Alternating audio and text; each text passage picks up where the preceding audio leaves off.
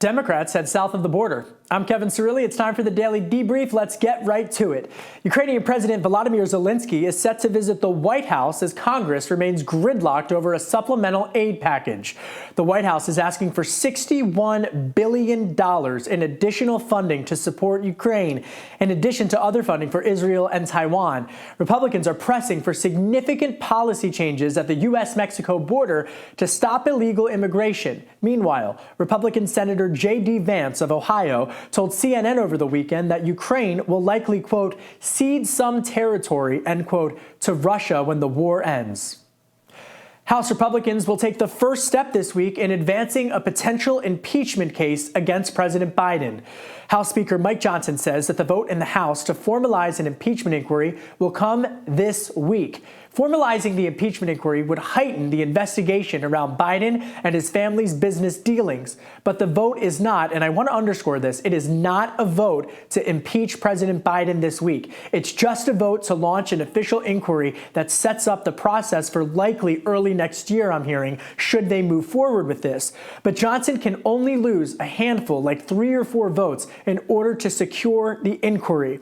And already one Republican, Congressman Ken Buck of Colorado, he says that he's voting against it because he doesn't think there's enough evidence. Senator Chris Murphy, an influential Democrat in the Senate, says that the indictments against Hunter Biden are not political.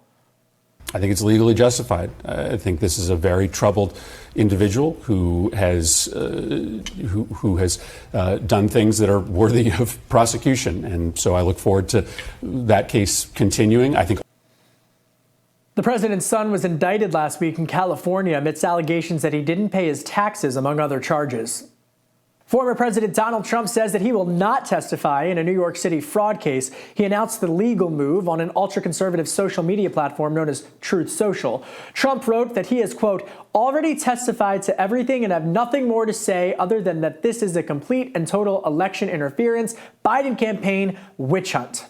Former President Donald Trump and his campaign got some great poll numbers this week, specifically in Iowa, first in the nation caucus state, just more than a month. Can't believe it until that Iowa caucus. Trump, 51%, crossing over the 50% threshold. Florida Governor Ron DeSantis at 19%, and Nikki Haley, 16%, still just below Ron DeSantis in that race for second place. Vivek Ramaswamy, 5%. Chris Christie right there, 4%. But specifically on this race for second place, both DeSantis and Nikki Haley have made this general electability argument against Trump, saying that they could beat Biden better in the general election. Well, look at these swing states. Look at Michigan, for example. Michigan, Trump has a 10 percentage point lead over President Biden. I looked at the crosstabs. You know I love a spreadsheet. And Biden's approval rating in Michigan, 35%, according to the CNN SSRS poll. The News Nation poll that came out last week had Biden at 42% approval rating.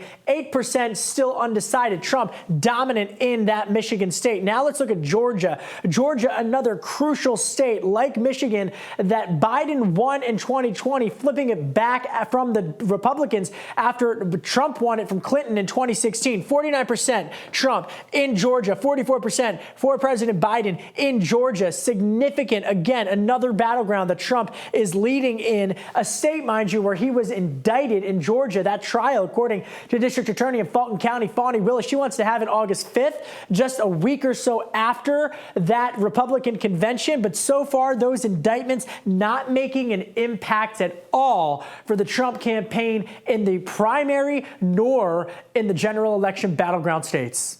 Ukrainian President Volodymyr Zelensky is headed to Washington this week to fight for funding for Ukraine in its defense against Russia as the supplemental aid package remains gridlocked in limbo. Plus, an impeachment inquiry vote in the House will set the stage for whether Republicans have enough support for an impeachment early next year.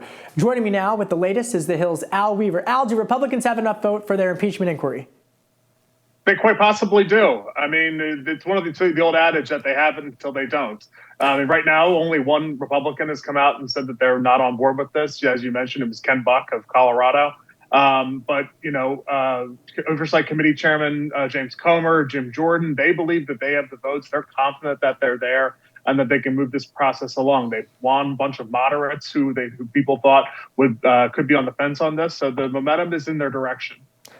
Yes or no, impeachment inquiry, does it pass? Yes. 2, question, will lawmakers head on holiday recess without passing a supplemental aid package? That's a lot more murkier at this point. At this point, we're still waiting to see what happens on this border deal potentially. I mean, the odds are stacked against them. Obviously, a border deal, immigration deal has not happened in decades. But it seems like the White House is upping their involvement this week. And it's a real question of whether they stay in next week, in the week before Christmas, to get something done. I think the odds are stacked against them, though. All right, third topic, NDAA. I know you're tracking this very closely. It's a story that hasn't gotten enough coverage. Will this pass Wednesday in the Senate? Yes. How? I mean, there was all this pushback. We were talking about this earlier before the show. There was all this pushback in the House version and the Senate version. What's the latest? Well, those versions were married into one conference report end of last week. The Senate voted on a procedural vote. That passed overwhelmingly. I think it was 80 plus votes in the Senate. And it's going to come up this week, and it's going to pass by Wednesday. Al Weaver, a reporter covering all fronts on Congress for us at the Hill. Thank you, Al. Thanks, Kevin. Elon Musk has put Alex Jones back on X. Jones was kicked off the platform back in 2018 for abusive behavior, and he settled with the victims of Sandy Hook for $1.5 billion after peddling false conspiracies about the victims and their families. Musk, who owns X, posted a poll about whether users wanted Jones, who hosts InfoWars, back on X. And here's the breakdown. 70.1% of the almost 2 million users who voted, they said that they want the InfoWars host back on the platform. This is a controversial move for Musk. He's already facing backlash from advertisers ranging from Disney to Apple, even Paris Hilton. They're pulling their advertising money on the platform because they say that Musk is not doing enough to squash anti-Semitism and hate speech on his platform. Both the president and the chairman of the Board of Trustees at the University of Pennsylvania resigned over the weekend. Liz McGill, now the former UPenn president, sparked national backlash and bipartisan criticism for this exchange at a House hearing on stopping anti-Semitism on college campuses. Specifically calling for the genocide of Jews, does that constitute bullying or harassment? If it is directed and severe or pervasive, it is harassment. So the answer is yes. It is a context-dependent decision. Scott Bach, the now former UPenn Board of Trustees chairman, he called McGill's comments before Congress a, quote, very unfortunate misstep, end quote. Congresswoman Elise Stefanik, she's already announced an investigation into the leadership at Harvard, MIT, and UPenn, and she says that they're going to make full use of congressional subpoena power.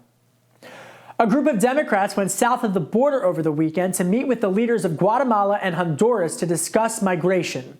Senator Dick Durbin, the second highest ranking Democrat in the Senate, along with Senator Tim Kaine and other Democrats, discussed everything from economic trade and other issues with their counterparts.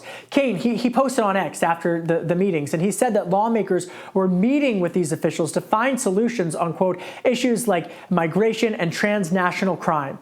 Meanwhile, back here in Washington, D.C., the conversation and the trip comes just days before lawmakers are going to vote on whether or not they're going to have policy changes at the U.S.-Mexico border as a part of that supplemental aid package. And right now, they still remain gridlocked. The U.S. vetoed a UN draft resolution that called for a ceasefire in the Israel-Hamas war, and the U.S. was the only country to vote against the resolution, which did not include any language at all to condemn Hamas for their October 7th attack against Israel. 13 countries voted in favor of the draft resolution, in part citing the thousands of Palestinians who have already lost their lives after Israel's military occupation following the October 7th attack. The U.S. voted against it, and the U.K. abstains. U.S. Deputy Ambassador to the UN, Robert A. Wood, he says that the draft resolution was rushed and, quote, divorced from reality. More than 18,000 people in Tennessee are without power this morning after a deadly set of tornadoes pummeled through the state, killing at least 6 people. A FEMA spokesperson says that they're working with state and local officials to assess the damage, and dozens have been hospitalized, homes destroyed, all by these tornadoes, with the wind gusts registering more than 150 miles per hour and impacting at least 15 counties in the state. That's according to the National Weather Service. President Biden told Philly firefighters that they're going to get a $22.4 million grant just in time for the holidays. Biden was in the city of brotherly love earlier to announce the FEMA initiative, which will allow for 3 fire companies to reopen. I have an expression I always use, an old one. God made man, then he made a few firefighters. You're all crazy. You're all crazy, and I love you for it. I've been committed to doing everything I can to put more firefighters in the field and to give you the training and equipment you need to do your job. That's what today's all about. Philly fire officials said that this grant is going to help the fire department's overall capacity to provide dedicated services across the city. Philly firefighters, they'd asked for this money after a 2022 horrible tragedy when there was a Philly row home that caught fire. It killed 12 people. 9 of them were kids.